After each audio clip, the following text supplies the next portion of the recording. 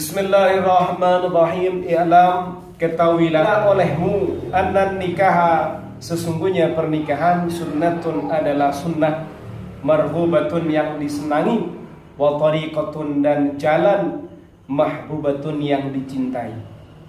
Li'anna bihi, karena sesungguhnya bihi dengan pernikahan, baqa'at tanasuli, eksistensi, keabadian, tetapnya reproduksi atau keturunan, wa dawamat tawasuli dan kelanggengan yang berkesinambungan. Faqad harradahu, niscaya sungguh telah memotivasi pada pernikahan asy-syari'ul hakim, siapa syari' al-hakimu yang bijaksana. Syari' ini hakikatnya adalah Allah, majasnya adalah Rasulullah sallallahu alaihi wasallam. Faqala azza min qailin fankihu ma taba lakum minan nisa'i mathna wa thulatha wa ruba'. Allah Ta'ala azza wa jalla berfirman, fankihu ma taba lakum minan nisa'i mathna wa thulatha wa ruba'. Fankihu, menikahlah siapa kalian semua, ma taba lakum, wanita yang baik, lakum bagi kalian, minan nisa'i. Nah, di sini cara menerjemahkannya, mataba itu isinya adalah an-nisa. Kok tahu? Karena ada minan nisa. Min ini min bayaniyah, menjelaskan isinya ma. Fangkiu, menikahlah kalian semua, ma. Jangan kamu maknai sesuatu yang baik, itu kamu terlalu terjebak dengan harfiah. Ma di sini isinya adalah para wanita, karena ada mi. Menikahlah kalian semua, ma itu isinya wanita-wanita, toba yang baik, lakum bagi kalian. Mathna 22, wa thulatha 33, wa ruba' 44. Al-ayah. Pada paragraf ini, di sini pengarang kitab Fathul Izar menjelaskan, nikah ini adalah kesunnahan yang disenangi. Sunnah Rasulullah sallallahu alaihi wasallam yang disenangi itu ya nikah.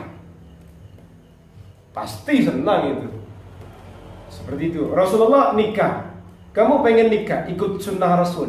Sunnah nikah, bab pernikahan ini adalah sunnah yang disenangi. Padahal sunnah yang lain harus kita senangi. Karena kalau ini memang kita ini manusia normal. Gitu loh. Kita ini laki-laki, butuhnya perempuan, tidak akan butuh laki-laki. Kalau kita perempuan ya butuhnya laki-laki. Kemudian jalan yang dicintai, ya kan? Jadi kalau sunnahnya Rasul yang bab nikah, rata-rata mayoritas manusia siap mengamalkan. Seperti itu, siap nikah, siap. Siap salat malam, beda. Siap puasa Ramadan, siap haji, nikah, yes. Jalan paling enak ini memang. Gitu. Kenapa kok sangat penting sekali nikah itu?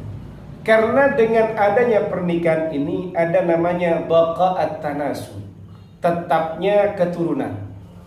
Jadi keturunan ini nanti akhirnya terus menerus. Ada Mursyid bin Ahmad, Ahmad bin Mursyid, Mursyid bin Muhammad, Muhammad bin Mursyid. Wah. Jadi Mursyid ini kakeknya yang pertama, ya, itu Mursyid. Kakek yang kedua bukan Mursyid, kakek yang ketiga Mursyid. Mursyid itu berarti masih hidup. Berarti Mursyid ini dengan Mursyid yang kakeknya yang nomor ketiga misalnya, meskipun namanya bukan Mursyid, katakanlah kakeknya kamu yang nomor 3, siapa? Jadduka tsalis, siapa namanya? Oh, nggak tahu ya. Kakek yang ketiga enggak tahu. Oh iya, berarti kalian juga perlu dicurigai, kalian juga enggak tahu. Kalau jaddukal awal siapa? Mas'ud. Mas'ud. Nah, bapaknya Mas'ud itu al-jaddul tsani. Siapa? Enggak tahu. Duh. Fi jaddukal awal. Kemudian. Kakekmu langsung. Siapa itu? Ah, Enggak keren kalian ini. Kalau jad al-awwal itu kakek kamu. Ketika kamu tanya siapa kakekmu, nah, itu namanya al-jaddul awwal. Kan ngitungnya dari bapak.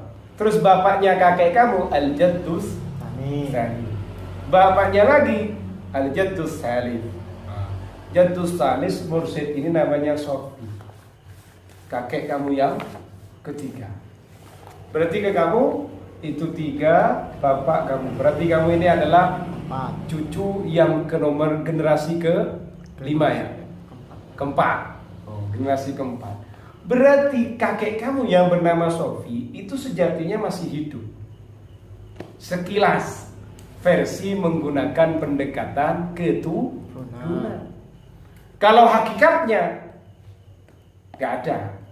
Tapi Ustaz kok ngomong sejatinya. Kalau kita lihat dari aspek darah, spermanya kamu adalah spermanya kamu. Kamu ini adalah sperma bapakmu, bapakmu adalah sperma kakekmu, kakekmu adalah sperma dari kakeknya yang kedua, kakek yang kedua spermanya kakek yang ketiga. Kan begitu. Kalau hakikatnya sudah meninggal, tapi kan kamu adalah darahnya beliau. Nah, gitu. Ini bisa begitu karena adanya pernikahan. Kalau tidak ada pernikahan, mana jadi apa sperma itu? Gitu. Sehingga menjadi tetap keturunan ini. Wadawamat tawasul, kemudian kelanggengan yang berkesinambungan. Ini akhirnya menjadi berkesinambungan dari Sofi punya anak ini, terus abadi. Tapi bukan abadi yang sebenarnya, karena nanti kita akan mati dengan adanya hari kiamat. Makanya kalian ini usahakan kalau menikah berikhtiar agar punya anak. Kalau kamu tidak punya anak itu, kamu berarti mati yang sebenarnya sudah. Kecuali kamu punya amal baik. Contoh, sedekah jariyah, ilmun yuntafa'u bihi, waladin salihin yad'ula, kan jelas. Lalu kalau kamu tidak punya itu 3, waduh, salah saya mursyid itu. Makanya syariat ini memotivasi, Allah Ta'ala mendorong kita agar kita menikah. Menikahlah kalian semua. Menikahi siapa? Wanita-wanita yang baik bagi kalian. 2, 3, 4. Nah, ini kalau dikembangkan kenapa kok 2, 3, 4? Nah, kan begitu. Ini motivasi nih. Makanya ketika kita masuk ke wilayah poligami, kamu tidak boleh kontra dengan poligami. Kalau poligami itu, saya punya pandangan yang sederhana. Kamu ini orang baik, dengan mau ngaji, mau mondok itu, saya langsung berhusnuzon kamu orang baik. Karena di luar sana banyak orang suruh mondok tidak mau, kadang tidak betah. Gitu. Dengan kamu jadi orang baik, maka insya Allah anak-anak kamu juga tidak jauh dari diri kamu. Gitu. Masa orang baik kayak kamu istrinya 1, paling mentok anakmu berapa? Ya, paling mentok anakmu 5 kan? 12. Coba istrimu 4, 12 kali 4. Maka betapa banyak orang baik ketika itu. Seperti itu. Loh, kalau bukan kalian siapa yang mau poligami? Masa orang jahat tak suruh poligami? Tanpa disuruh menikah aja dia sudah menghamili kok. Nah, orang-orang baik di sini tak suruh poligami, tidak mau. Terus siapa yang mau melanjutkan, Bi? Yang mau memerangi anak-anak zina di luar itu, Bi? Sana ada orang PKI, penjahat kelamin Indonesia. Ke sana berzina, ke sana berzina, ke sana berzina, ke sana berzina. Ada kira-kira 20 anak zina gara-gara 1 orang laki-laki. Orang baiknya di sini cuma punya anak 2. Karena pakai KB ini 2, itu 1. Itu juga 1. Dua-dua tadi ternyata cuma tukang ngopi, yang dua ini tukang ngopi, yang satu tadi cuma tukang main futsal, satunya futsal lah. Terus yang mau mengajari 20 anak berzina itu anaknya siapa? Gitu loh. Logikanya terus mana yang mau jadi pemeran protagonis? Antagonisnya ada sekian misalnya. Kan membutuhkan orang-orang kayak kalian ini untuk agar membawa anak-anak tadi, anak hasil zina itu, ya tahu, tidak mengikuti bapaknya. Dia memahami kebaikan, kebenaran, bertaubat, butuh orang-orang baik. Logikanya sederhana kok sih.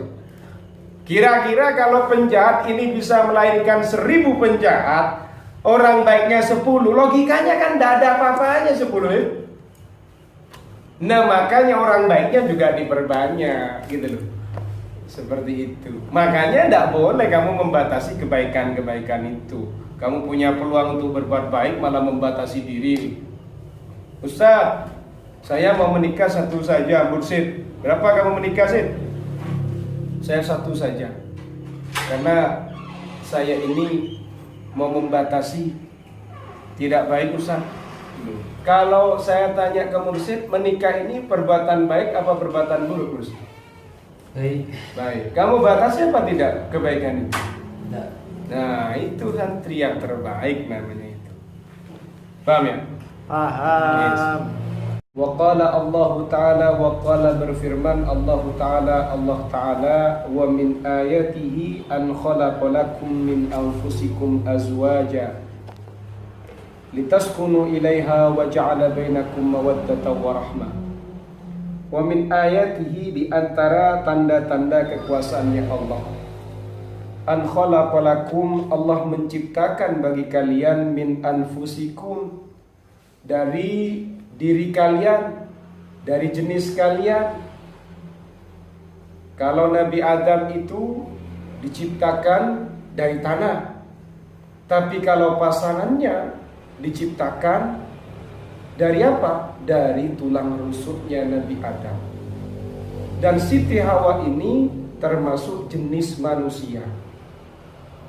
Makanya bahasa dalam ayat Al-Quran, min anfusikum. Bukan kemudian kayak Sofi menikah dengan kambing. Ini kan bukan sejenisnya Sofi. Kira-kira kasih sayang tercipta enggak? Enggak tercipta. Sofi ngantor, kambing masih cari makanan itu. Dan begitu. An khalaqa, Allah Ta'ala menciptakan lakum, bagi kalian, untuk kalian, min anfusikum, dari diri kalian, azwajan, istri-istri, litaskunu ilaiha, agar kalian itu cenderung kepadanya, agar kalian tentram kepadanya. Wa ja'ala bainakum mawaddatan wa rahmah. Wa ja'ala, dan Allah Ta'ala menjadikan bainakum, di antara kalian, ya kalian dengan pasanganmu, mawaddatan, cinta, wa rahmatan, dan kasih sayang. Pada ayat ini Allah Ta'ala berfirman, di antara kekuasaannya Allah Ta'ala, bukti kalau Allah Ta'ala itu berkuasa, Allah Ta'ala itu menciptakan untuk kita, ya tahu, istri-istri dari diri kita. Dari diri kita ini ya dari jenis kita. Kalau dari diri kita lah secara langsung, ya contohnya itu Siti Hawa diciptakan dari tubuhnya Nabi Adam, yaitu dari tulang rusuknya. Makanya kalau ditanya Siti Hawa itu dari tulang rusuk Nabi Adam. Kalau misalnya ada cewek namanya Fatimah, kok kebetulan istrinya Sofi, apakah tulang rusuknya Sofi? Tidak. Nah, ini yang banyak gagal paham di sini. Teman-teman kadang remaja milenial, apakah kamu bagian dari tulang rusukku? Kemudian pertanyaan itu bermacam-macam. Kalau suaminya misalnya menikahi 4 istri, bagaimana tulang rusuknya, apa pecah jadi 4? Nah, kan begitu. Nah, kalau yang selain Nabi Adam dengan Siti Hawa ini, manusia yang lain itu diciptakan dari maninya laki-laki dan perempuan. Kemudian hikmah yang bisa kita ambil Allah Ta'ala menciptakan pasangan-pasangan atau istri-istri kita dari jenis kita, sesama manusianya, itu luar biasa. Sehingga nanti akan ada ikatan hati, saling menyayangi. Dalam satu keterangan dijelaskan, lelaki itu bertahan dengan perempuan itu ada banyak macam. Ada karena cintanya, ada karena kasih sayangnya. Kenapa kok kamu masih bertahan dengan istrimu? Ya karena saya mencintai dia. Kenapa kok kamu masih bertahan? Ya saya sayang sama dia. Kenapa kok kamu masih bertahan? Ya saya bisa mendapatkan anak dengan dia. Atau karena faktor yang lain. Seperti itu. Coba bayangkan Sofi misalnya, kalau istri yang dibuat oleh Allah untuk kamu itu bukan dari jenis kamu. Sofi misalnya menikah dengan pohon jati, kan gak nyambung. Artinya apa? Bisa Sofi itu bisa condong, bisa cenderung, bisa punya cinta dan kasih sayang. Maka kita bersyukur. Ini diantara kekuasaannya Allah, kemudian menciptakan bagi kita istri-istri yang luar biasa itu kan. Sehingga kita nanti menyayanginya, cenderung ada ikatan, ada keterikatan dengan pasangan kita. Kemudian juga Allah Ta'ala menciptakan kasih sayang, cinta yang terjadi antara kita dengan pasangan atau istri-istri kita semuanya. Bisa dimengerti ya? Bisa. Yes. Al-ayat wa qala, dan Allah Ta'ala berfirman, wa ankihul ayama minkum wassalihina min ibadikum wa imaikum iyakunu fuqara'a yughnihimullahu min fadli. Wa ankihu, nikahkanlah oleh kalian. Kalau fankihu, menikahlah kalian. Kalau wa ankihu, nikahkanlah oleh kalian al-ayama, orang-orang yang membujang, jomblo, minkum di antara kalian, wassalihina, dan orang-orang salih, min ibadikum, dari hamba sahaya kalian, wa imaikum, dan budak-budak perempuan kalian, iyakunu, jika mereka itu ada, fuqara'a, orang-orang fakir, yughnihimullahu, Allah yang akan mencukupi mereka, min fadlihi, dari anugerahnya Allah, dari fadlnya Allah. Jadi ayat ini kita agar menikahkan orang-orang yang belum menikah ini. Masih bujang ini perlu dinikahkan. Orang-orang soleh itu, orang-orang baik, dari golongan hamba saya, laki-laki maupun perempuan, itu nih, kita ini dimotivasi agar menikahkan mereka. Jika mereka miskin, Allah yang akan menjamin dengan kecukupan, dengan rizki, dengan kekayaan. Allah yang akan menjadikan kaya. Allah yang akan memberikan kecukupan dari anugerahnya. Seperti itu.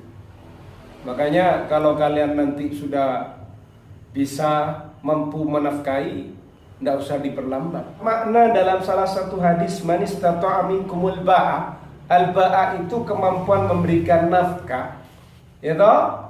Tapi dalam makna yang lain itu juga kemampuan untuk melaksanakan jima. Tapi ada yang jauh lebih penting daripada itu. Apa itu? Kalian harus punya ilmunya. Gitu. Jadi yang lebih penting itu dari nafkah zahir itu ada, yaitu ilmu kamu, pengetahuan kamu. Karena dengan pengetahuan kamu, kamu bisa memberikan nafkah zahir dan batin itu. Tapi kalau ilmu kamu tidak ada, nah, kamu kan kesulitan. Kamu tidak bisa menjalankan urusan prosesi pernikahan, bagaimana memberikan uang belanja, menafkahi istri, zahir dan batin. Seperti itu. Wa min igna'ihi ta'ala lahum, termasuk Allah Ta'ala memberikan kekayaan lahum kepada mereka, annar rajula, bahwasannya seorang laki-laki, qabla dukhulihi, sebelum ia masuk, fi qaidin nikahi, dalam ikatan pernikahan, lahu yadani, laki-laki itu cuma punya dua tangan, wa rijlani, punya dua kaki, wa ainani, punya dua mata, wa ghairiha minal jawarihi, dan juga selainnya dari anggota tubuh, bihidatiha, dengan kemandiriannya, dengan kesendiriannya faqat saja. Walakin kullama dakhala fihi, tetapi dikala ia sudah masuk pada ikatan pernikahan, sarat tilkal a'dha'u tatadha'afu di'faini, maka anggota tubuh tadi itu berlipat ganda menjadi 2 pelipat gandaan. Bi ziyadati a'dha'i zaujatihi, dengan tambahan anggota tubuh istrinya, ilaiha, pada anggota tubuhnya sendiri. Ala tara, tidakkah kamu melihat, annal arusata, sesungguhnya pengantin perempuan, idza qalat lil arisi, jika ia berkata kepada pengantin laki-laki, liman yadaka, untuk siapa kedua tanganmu? Qala, maka pengantin laki-laki mengatakan, laki untukmu wahai istriku. Wa idza qalat lahu liman anfuka, jika ia juga berkata kepada sang suami tadi, untuk siapa hidungmu? Qala laki, maka sang suami tadi, sang pengantin laki-laki akan mengatakan, untukmu. Wa idza qalat lahu aidan, jika pengantin perempuan berkata kepada pengantin laki-laki dengan ucapan yang sama, liman ainaka, bagi siapa, untuk siapa 2 matamu, untuk siapa kedua matamu? Qala laha mujiban wa mu'nisan, lalu sang pengantin laki-laki berkata kepada pengantin perempuan dengan menjawabnya dan juga dia membahagiakannya, laki wahakada, laki untukmu, wahakada, dan seterusnya. Katanya pengarang kitab ini, termasuk Allah Ta'ala memberikan kekayaan kepada mereka yang fakir tadi, yang fuqara tadi. Kan tadi sudah ada ucapan, Allah Ta'ala yang akan memberikan kekayaan kepada mereka. Jika mereka fakir, miskin, tidak punya uang, Allah yang akan menjamin, Allah yang akan memberikan kekayaan kepada mereka dari anugerah. Termasuk bagaimana Allah Ta'ala memberikan kekayaan. Ini ada semacam tasawur sederhana. Apa itu? Ketika seorang laki-laki belum masuk ke ikatan pernikahan, dia punya 2 tangan, dia punya 2 kaki, punya 2 mata, dan juga anggota-anggota tubuhnya dengan batasan-batasannya. Ya kalau hidung, ya 1, kan begitu. 1 kalau hidung, tidak 2 kan? Tetap dengan menggunakan batasan. Kalau tangan 2, hidung 1. Yes. Tapi ketika seorang laki-laki ini masuk dalam pernikahan, maka anggota tubuhnya menjadi berlipat ganda. Minimal dilipat gandakan 2. Kok bisa? Ya dengan ketambahan anggota tubuh istrinya. Berarti kamu sekarang kalau sudah menikah dengan 1 istri, berarti punya berapa tangan? 4. Istrinya 3. Sofi tertawa. Kemudian masing-masing istri punya anak 6. Berapa tangan Sofi itu? Mantap. Dengan logika sederhana itu kaya. Tapi Sofi ini orangnya liar. Ustaz, kalau di sisi itunya saya tambah kaya, tapi kan beras tambah pengeluarannya banyak. Nah ini logikanya Sofi, logikanya matematika. Harusnya kamu berpikir, dengan banyaknya tangan berarti rizkimu akan ditambah, karena di situ sudah ada 2 nyawa. Kan begitu. Bukan mikirnya semuanya matematika. Kalau pakai matematika, pakai logika, maka yang namanya Fahrul, Abdul Warith, Mursid, Sofi, Imam, dan santri yang lain ini tidak akan berani menikah. Ayo saya pengen tahu, buktikan. Fahrul, gajimu berapa Rul? Selama 1 bulan saya tanpa harus tahu sumbernya. Mentok berapa? 300. No, 300 itu. Tanya kepada santri perempuan, cukup dikasih nafkah 300? Mereka pasti bilang cukup. Tidak cukup 300 ribu. Nunggu kapan? Ini belum ngurus rumah lo ya. Nafkah tuh udah cukup ini kan. Kemudian Farul itu ini kita buktikan kalau akal kita ini salah. Rumah sederhana ya, rumah sederhana di daerahnya Farul. Daerahnya Farul ini adalah pedesaan. Kira-kira rumah Rul, ya, saya akan menggambarkan rumah kayak rumahnya sepupumu yang kemarin meninggal itu. Dapat kira-kira 50 juta rumahnya dengan tanahnya. Enggak. Saya tanya ke Farul, dapat kira-kira 50 juta diperbolehkan itu?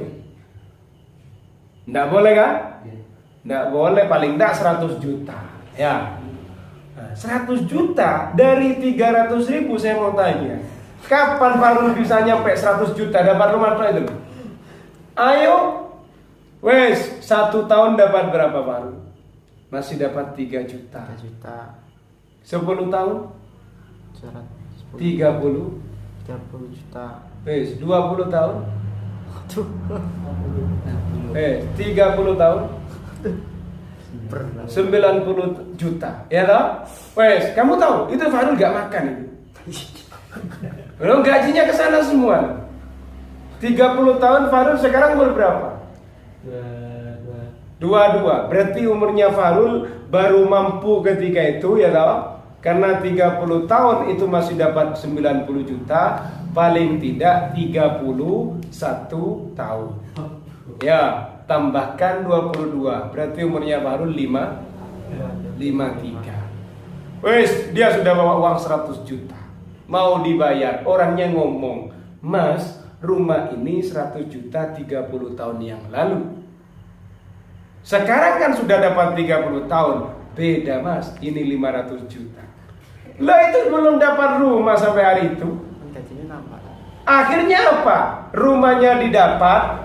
Itu kapan dapatnya? Rumah tidak dapat, Farul sudah meninggal. Farul kan bukan umatnya Nabi Ibrahim, umatnya Nabi Muhammad, umur 63. Lah kalau menggunakan akal, menes sekali dia kan. Dia capek mengumpulkan uang demi rumah-rumah, akhirnya juga rumah gak kesampaian, nikah gagal. Mursid, awas lu. Ini jangan kamu pegang logika kayak gini ini. Logika kayak gini kurang baik gitu. Kamu punya ilmu, punya niat yang mantap, bismillah sudah. Allah Ta'ala kok, ya Fattah, ya Razzaq. Paham sih? Bukan kamu, pakai akal kamu ya gak nikah-nikah. Apalagi katanya Farul, saya pengen kalau nikah susah. Punya rumah yang harganya 500 juta, punya mobil Karimun kotak. Karimun kotak. Butuh berapa itu? 50 juta. Gaji 300.000. Ya kan? Itu Farul dengan anaknya 2 sama anak tidak punya dia, dengan saudaranya 2 itu melanjutkan itu kan. Mati semua. Ya Farul dengan adiknya 2 mati semua, ada yang nikah. Tapi dapat uang 550 juta. Dan ketika itu rumahnya sudah jadi 5 miliar, Karimun Kota sudah ada. Seperti itu. Makanya logika kayak gini ini jangan kemudian kamu sembah, berbahaya ini. Ala taro, katanya muallif kitab ini, apa kamu tidak melihat bahwasanya pengantin perempuan itu jika ia berkata kepada pengantin laki-laki, wahai masku, wahai suamiku, untuk siapa kedua tanganmu? Dijawab sama sang pengantin laki-laki sama sang suami, untukmu wahai sayangku. Terus hidungmu untuk siapa? Untukku. Kedua matamu untuk siapa? Dia menjawabnya dengan menghibur dia. Mu'nisan itu memberikan kebahagiaan, berarti dia menggunakan bahasa yang romantis. Ini untuk kamu. Nah, seperti itulah yang diomongkan oleh pengantin perempuan dan pengantin laki-laki. Bagaimana Allah Ta'ala menjadikan kamu ketika itu kaya sebenarnya. Makanya teori ketika saya ditanya bagaimana cara agar kaya Ustaz, teorinya cuma 2. Apa itu? Kamu harus nikah. 2, bersedekah. Ternyata nikah sudah, sedekah tidak, kok masih miskin? Memang takdirmu miskin. Nah, gitu loh. Seperti itu. Tapi kalau jalannya orang kaya yang barokah, ini harus dilewati. Kalau nggak lewat ini, kamu nggak bisa kaya. Logikanya gampang. Cari teman kamu, adakah yang dia kaya belum menikah? Ayo, saya pengen tahu. Mungkin Fahrul akan jawab, ada Ustaz, teman saya namanya Andi. Ditanya, kok bisa kaya, kerja apa? Dia anaknya DPR, Ustaz. Oh, kalau yang kayak gitu, jangankan Andi, Mursid juga siap kalau cuma daftarnya jadi anaknya dia. Yang kayak gitu enggak masuk kategori orang kaya. Dia itu karena cuma menikmati harta yang ada di keluarganya. Betul-betul pejuang enggak ada. Tapi kalau sudah menikah, luar biasa, mobil Swift kan begitu ya. Dari Karimun Kota ke Swift itu enggak butuh lama, Bi. Karimun Kota dipegang 2 tahun. 1 bulan lagi dijual. Setelah itu dijual, datang Swift. Ya kan? Rumah enggak lama, rumah itu barokahnya pernikahan. Seperti itu. Ada di Sidoarjo itu. Seperti itu. Paham ya? Guys. Sudah itu saja. Wa qala sallallahu alaihi wasallam, nakhtatim hadzal liqa bi qiraati hamdalah jama'atan. Alhamdulillahirabbil alamin.